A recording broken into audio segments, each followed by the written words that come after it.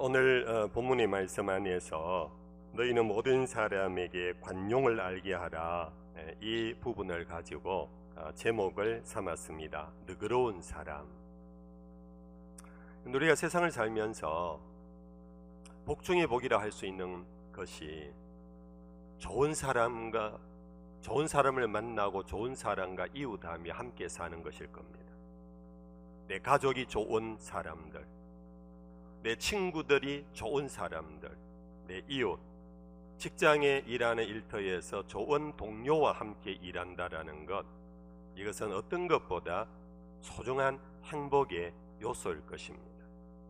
아무리 환경이 좋고 아무리 높은 지위에서 아무리 자기 전문 분야에서 일한다 할지라도 주변 사람들, 좋지 않는 사람과 함께 일할 때는 너무 힘이 들어요.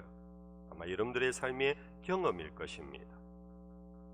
근데 이러한 복 중의 복인 좋은 사람, 여기서 좋다라는 것이 뭘까? 그것은 아마 여러 가지로 해석하고 설명할 수 있지만은 그것이 바로 너그럽다. 참 그 사람 너그럽다. 이럴 때 우리는 좋은 사람이라고 표현할 겁니다. 지위가 높아도 너그럽지 않은 분을 보고 좋은 사람이라고 하지 않습니다. 정말 이 너그러운 사람을 만나면은 뭔가 마음이 편해요. 그렇죠? 그리고 따뜻한 느낌을 가져요. 그러면서 미소를 머금게 되고 그날 하루 행복감을 누리게 됩니다. 잠언의 한 구절의 말씀입니다. 잠언 19장 6절입니다.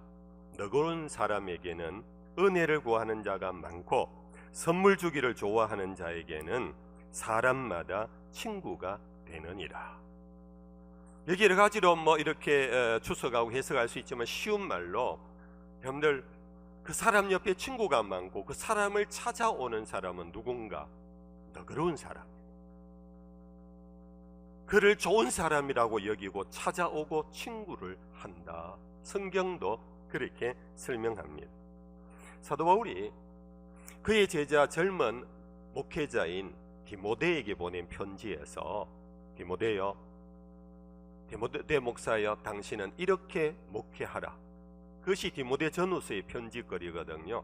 그 가운데 한 토막입니다. 디모데서 6장 18절에 19절입니다. 같이 한번 읽어볼까요? 선을 행하고 선한 사업을 많이 하고 나누어 주기를 좋아하며 너그러운 자가 되게 하라.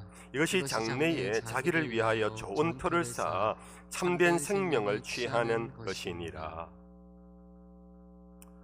저도 목회하면서 바울이 저에게 만약 권면한다면 이 말씀 그대로 지금도 하실 것 같아요.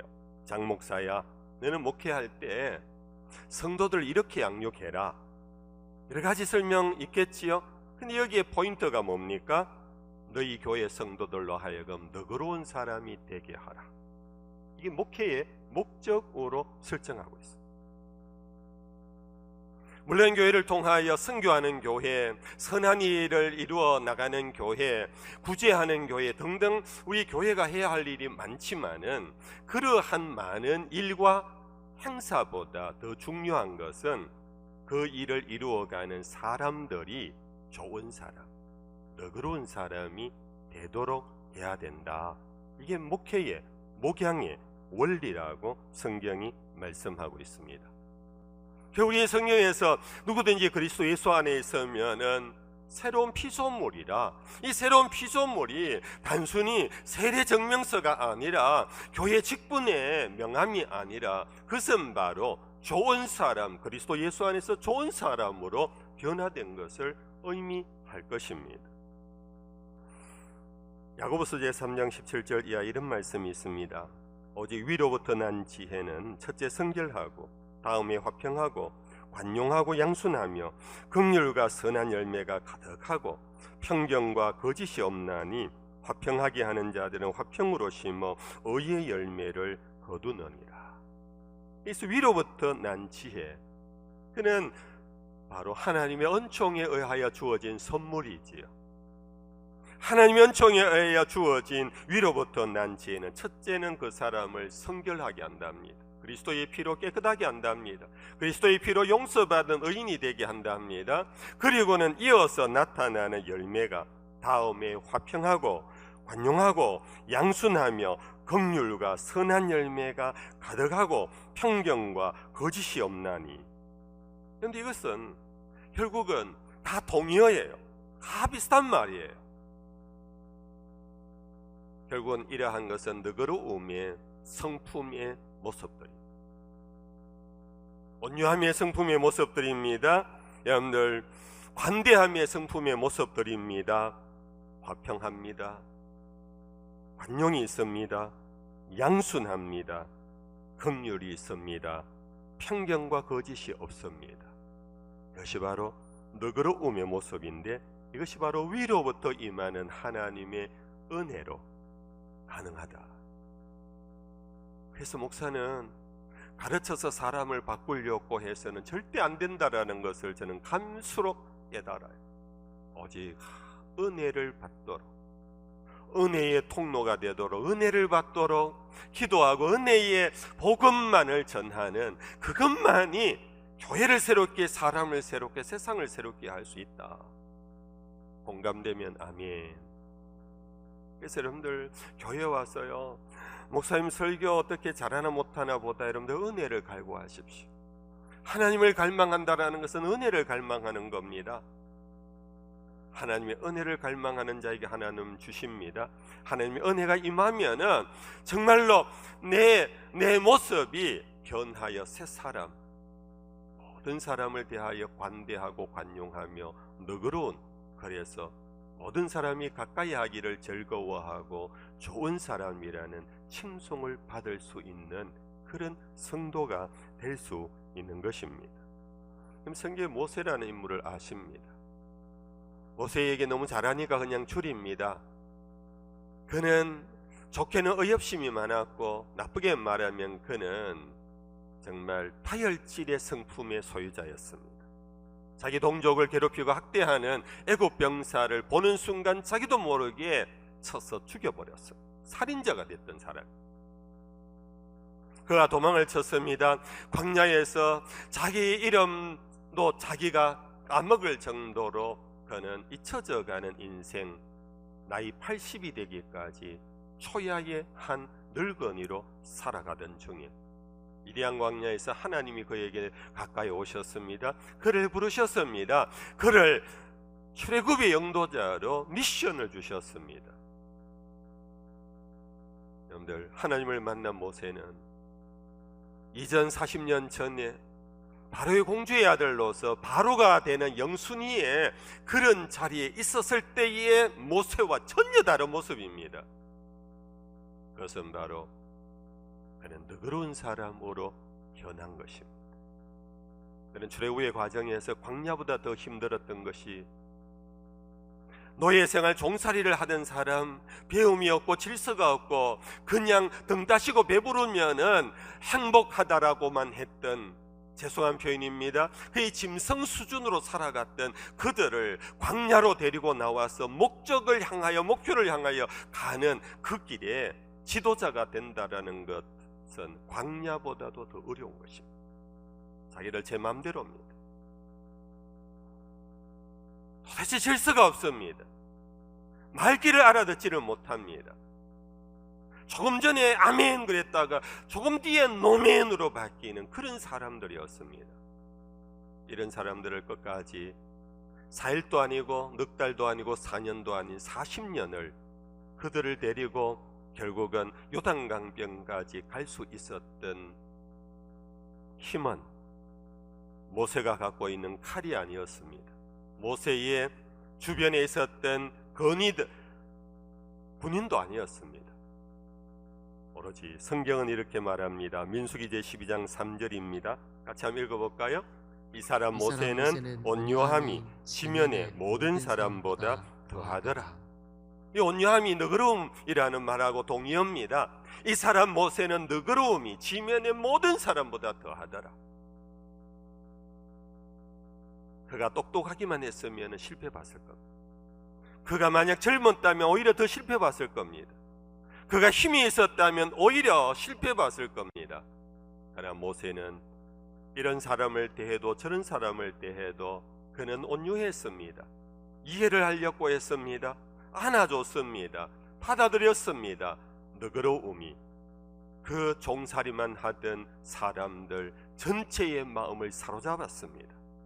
결국은 출애굽에 성공할 수 있었던 것은 모세의 온유함, 너그러움이 그것을 가능케 했다고 성경이 그렇게 우리에게 증언해 주고 있습니다. 성도 여러분들, 오늘 여러분들은 가정에서 모세일 수 있습니다. 여러분들 있는 처지 사회에서 모세일 수 있습니다. 교회 안에서 우리 모두는 모세여야 합니다. 세상에 어둠이 있는 사람을 빛 가운데로 이끌어와야 합니다. 가정의 가장으로서, 주부로서 내 가족을 정말로 젖과 꿀이 흐르는 땅으로 이끌어 가야 합니다. 여러분들, 리더십의 최고는 너그러움입니다. 부모가 돈을 많이 벌여다 준다고 자식들이 말 잘 듣는 착한 자식이 되는 게 아닙니다. 부모님들이요, 자녀들에게 너그러우신 분이 되기를 바랍니다. 남편들이 아내에게 너그러운 마음으로 대하십시오. 아내들이요, 남편에게 너그러움으로 대하십시오. 여러분들의 가정뿐 아니라 여러분들의 사회생활에서 직장 동료에게 여러분들 너그러운 그리스도인이 되십시오. 그럴 때 여러분들은 그 사람들의 마음을 얻게 될 것이고 여러분들 지도자가 될 수 있습니다. 너그러움을 잃어버리면 모든 것을 잃습니다. 제가 우리 범목에서 28년 이전에 교육전사로부터 합치면 35년 가까이 제가 목회를 하면서 저에게도 위기가 한두 번 있었습니다. 그 위기의 공통된 점은 바로 제가 참지를 못하고 분노했을 때입니다. 너그러움을 상실해버렸을 때였습니다. 제가 다른 어떤 문제보다는 그 순간 제가 위기를 느꼈습니다. 성도님들, 하나님의 사람은 세상 가운데 좋은 사람이 되어야 합니다. 그건 도덕 군자를 의미하는 것이 아닙니다. 여러분들, 온유하고 겸손하면서 모든 사람을 대하여 평화할 수 있는 그것이 바로 그리스도인의 삶의 귀한 준칙입니다.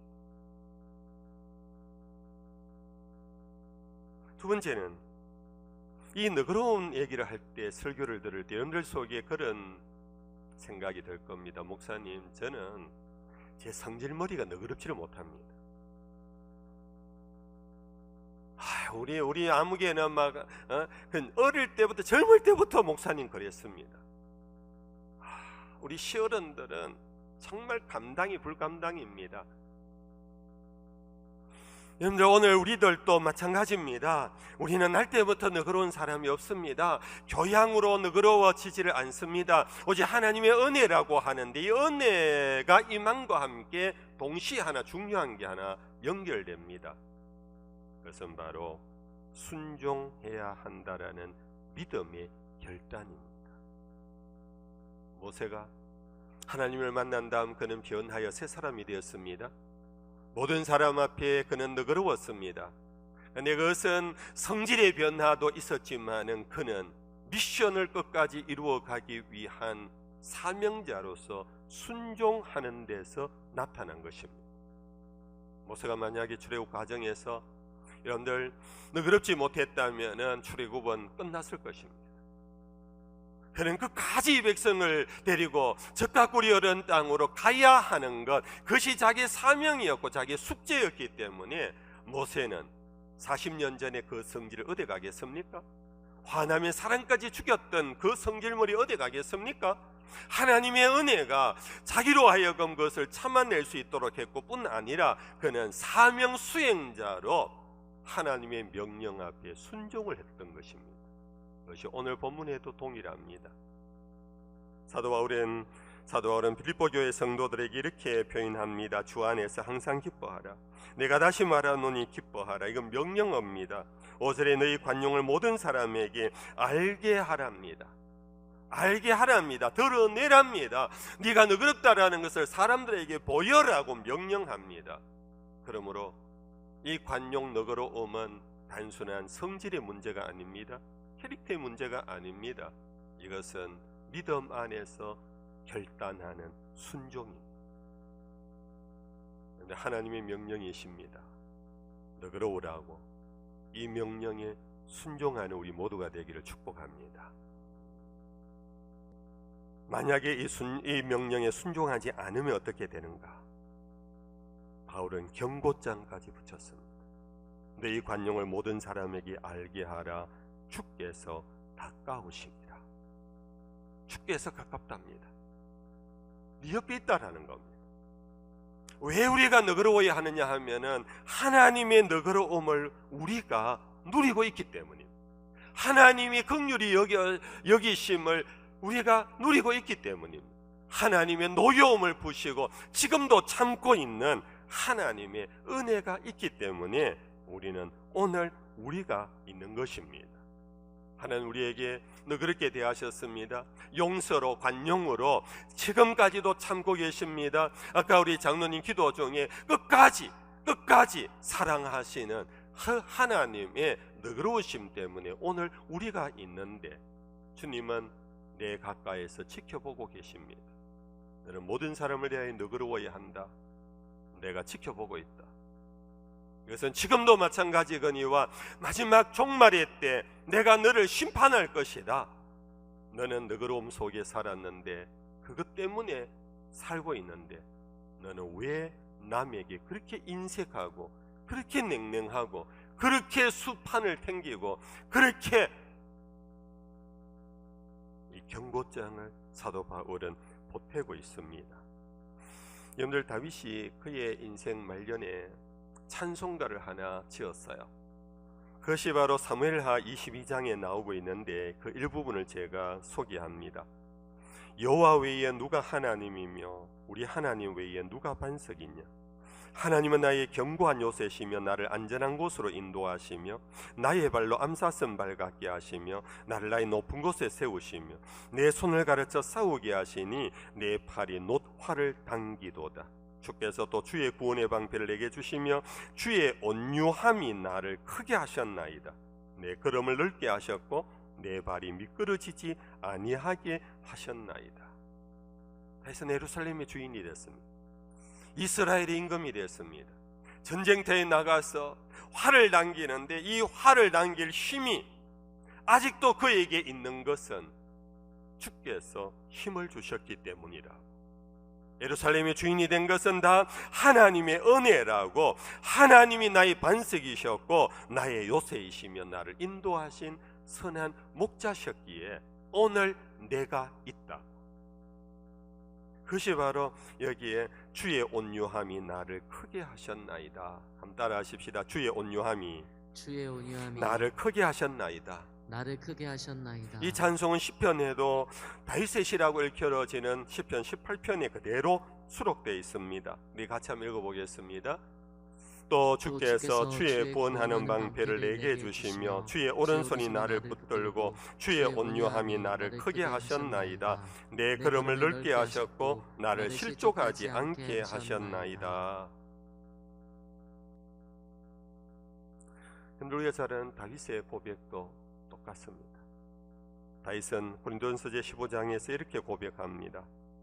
그러나 내가 나된 것은 하나님의 은혜로 된 것이니 내게 주신 그의 은혜가 헛되지 아니하여 내가 모든 사도보다 더 많이 수고하였으나 내가 한 것이 아니요 오직 나와 함께 하신 하나님의 은혜로다. 나의 힘으로 된 것이 아닙니다. 내가 많은 수고를 했지만 내 능력으로 한 것이 아닙니다. 오직 나와 함께 하신 하나님의 은혜였습니다. 하나님의 긍휼이었습니다. 하나님의 너그러우심이었습니다. 그 너그러우심, 나를 내 모습 이대로 받아주시고 안아주시고 지켜주셔서 내가 오늘의 사도가 된 것입니다. 여러분들도 고백하실 수 있나요? 고백하실 수 있나요? 고백하실 수 있나요? 고백하시겠습니까? 여러분들 오늘 여러분들의 자리에 앉아있는 것은 하나님의 은혜입니다. 하나님의 너그러우심 때문입니다. 하나님의 긍휼하심 때문입니다. 그것이 없었다면 우리는 아무것도 아닙니다. 아무것도 못합니다. 아무것도 될 수 없었던 지렁이 같은 우리들인데 오늘 저 같은 놈을 이 강단에 서서 설교할 수 있는 목회자가 되게 한 거나 여러분들이 장로요, 권사요, 집사가 되고 사회적으로 여러분들 나름대로 유명한 인물들이 되고 여러분들의 가정을 이루고 한 것은 오직 하나님의 은혜입니다. 이제 마지막으로 이 너그러움을 방해하는 요소가 하나 있습니다. 우리 그리스도인들이 너그럽게 살려고 이 복음의 진리대로 살려고 하는데 이 너그러움을 방해하는 게 있어요. 오늘 본문 속에 역으로 이렇게 말합니다. 6절에 아무것도 염려하지 말고 다만 모든 일에 기도와 간구로 너희 구할 것을 감사함으로 하나님께 아뢰라. 그리하면 모든 지각에 뛰어난 하나님의 평강이 그리스도 예수 안에서 너희 마음과 생각을 지키시리라. 여기에 우리의 너그러운 관용을 방해하는 것이 뭐냐? 염려입니다. 염려란 뭔가? 자기에게 몰입해 들어가는 어두움의 마음이 염려입니다. 자기 코앞에 있는 문제에 빠져버립니다. 그로 인하여 자기에게 몰입해 버립니다. 자기에게 몰입해 들어가면 들어갈수록 어두움 투성입니다. 거기에는 타인이 보이지 않습니다. 이웃이 들어와 앉을 공간이 없습니다. 오히려 옆에 누가 있으면 성가십니다. 짜증이 납니다. 화가 납니다. 너그러움을 방해할 뿐만 아니라 너그러움을 바뀌어서 분노로 만드는 그 장본인이 뭐냐 하면은 내 안에 염려라는 이 상태입니다. 성도 여러분들, 염려 없이 이 세상 살아가는 자는 아무도 없습니다. 제가 목회하면서 많은 사람들이 그래요. 목사님, 아무개 집사님 같으면은 얼마나 좋겠어요. 나는 왜 그렇게 못 사는지 모르겠어요. 근데요, 제가 바로 말은 못해요. 근데요, 다 알아요. 그분도 남이 모르는 염려가 그 가정 속에 많아요. 왜 나만 겪는 고난이냐고 탄식하지만 모두가 염려할 수밖에 없는 힘들고 고달픈 인생길을 살아가요. 여기에서 이 염려를 이겨낼 수 있는 길이 뭔가? 그게 바로 기도예요. 아무것도 염려하지 말고 다만 모든 일에 기도와 간구로 너희 구할 것을 감사함으로 하나님께 아뢰라.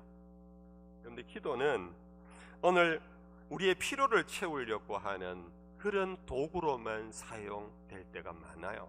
하나님 고쳐주세요. 하나님 합격시켜주세요. 하나님 진급시켜주세요. 내 자식들 장가 시집 보내주세요. 주로 나의 필요를 채우려고 하는 도구로 사용하는데, 여러분들 물론 그 기도에도 하나님 응답하십니다. 그러나 기도의 참 힘은 뭐냐? 기도는 나를 바꾸어주는 하나님의 통로예요. 기도하면 하나님이 나에게 오십니다. 기도하는 순간 하나님이 내 속에 임하십니다. 내 속에 몰입하고 내가 빠져들어서 아무것도 볼 수 없는 어두움을 주님은 아시기에 나에게 찾아오셔서 빛이 되어 주십니다. 염려를 몰아내 주십니다. 염려와 걱정을 이겨낼 수 있는 용기와 희망을 주십니다. 이것이 기도의 힘입니다. 여러분들, 이러한 기도 생활을 할 수 있는 우리가 되기를 축복합니다. 이러한 기도자는 세상을 이겨냅니다. 이러한 기도자는 먼저 자기를 이겨냅니다. 그 염려에서 벗어납니다. 염려를 떨쳐버릴 수 있습니다. 왜? 기도하는 중에 하나님이 내 안에 들어오셨기 때문에. 하나님과 함께 사는 with God, 하나님과 더불어 함께 사는 통로가 기도이고, 하나님이 들어오셔서 7절에 이렇게 말씀합니다. 그리하면 모든 지각에 뛰어난 하나님의 평강이 그리스도 예수 안에서 너희 마음과 생각을 지키시리라. 말씀을 맺을게요. 지금 여러분들 마음에 염려와 불안이 있습니까? 불편함이 있습니까? 누군가와의 관계에서 미움과 다툼이 있습니까? 너그러움을 드러낼 수 없는 그런 아픔이 있습니까? 이때가 기도할 때입니다. 아무것도 염려하지 말고 감사함으로 너희 아랠 것을 주께 구하라고. 그리하면 지각에 뛰어나신 하나님의 평강이 너희 마음과 생각을 지켜주실 것이라고. 참 좋은 사람들 될 수 있기를 바랍니다. 우리 모두 좋은 사람 됩시다. 그리스도인은 좋은 사람이어야 합니다. 너그러운 사람이 되어야 합니다. 모든 사람에게 평화와 평안을 주는 그런 우리 범어교회가 되기를 주의 이름으로 축복합니다.